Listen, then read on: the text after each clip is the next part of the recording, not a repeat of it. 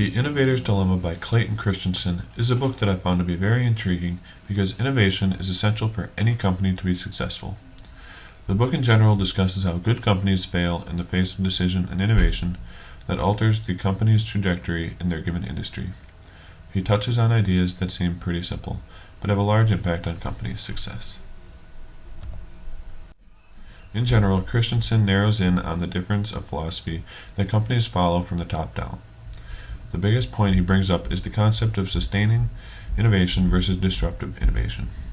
He repeatedly states that established companies don't necessarily succeed because they fail to make the necessary changes internally before the industry shifts. As Christensen explains, sustaining innovation is typically more successful for established firms that have established products in major markets. He makes this claim due to the fact that most established firms have the resources and manpower available to maintain the status quo. The other aspect that he stresses is the idea that innovation occurs in response to customer feedback. Christensen goes on to explain that disruptive innovation is different in the fact that short-term outlook is not good from a marketing and sales perspective. This causes conflicts between engineers that see success down the road, while marketing and sales managers see monetary losses in the short term. The companies that are built on a disruptive innovation philosophy are typically companies that are either startups or established companies looking to reach into different markets.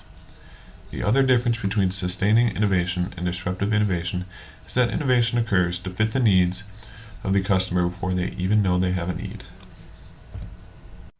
People want to work on things they believe are valued.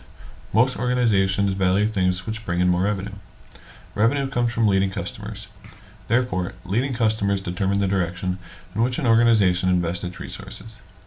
Even when established firms innovated on disruptive technologies, and their marketing personnel got negative response from lead customers, it forced the firms to focus on sustaining current innovation. Through this, room was made for new entrants to produce disruptive innovation and capture new customers. Over the course of this book, it was evident that the three main elite principles covered were guiding change, solving change, and leading technology and innovation. In general, innovation is the idea of creating a new method, idea, or product. This describes guiding change and solving change to a T.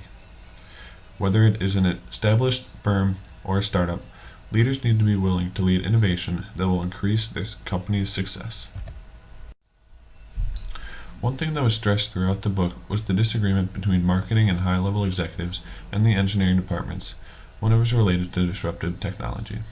As I mentioned before, marketing and sales departments see disruptive innovation as a nuisance because they don't see the overall potential of a new product. Another idea that stuck with me was the relevance of career path and trajectory and the effect that it had on the success of projects and products. Many managers depend on the success of their projects they sponsor or oversee to get more resource allocations in the future. Finally, Christensen touched on an important aspect to growth within an industry.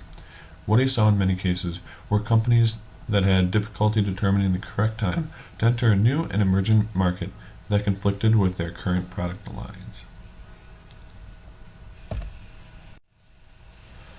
The book as a whole agreed with many of my ideas and experiences.